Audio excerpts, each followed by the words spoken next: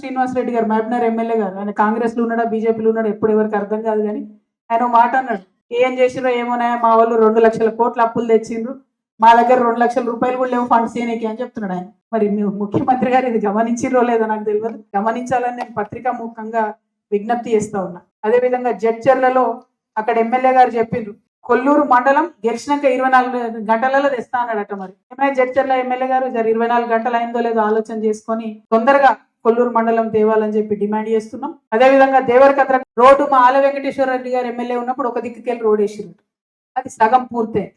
ఇప్పుడు ఎమ్మెల్యే గారు వచ్చి ఆయన మంకుపట్టు ఆల వెంకటేశ్వర రెడ్డి గారు వేసిన రోడ్డు మీద మేము పోనే పోము, మేము వేరే రోడ్ వేస్తాం. ఇప్పుడు గుట్టు వెనకంగా ఈయన ఇంకొక రోడ్ వేస్తుంది, అది సగమే.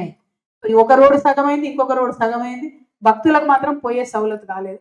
ఇట్లాంటి ఆలోచనలు పెట్టుకొని ప్రజాధనం వ్యయం చేసి ప్రజలకు సౌకర్యం లేకుండా ఎమ్మెల్యేలు రాజకీయ పార్టీలు చేయడం అన్నది కరెక్ట్ కాదు.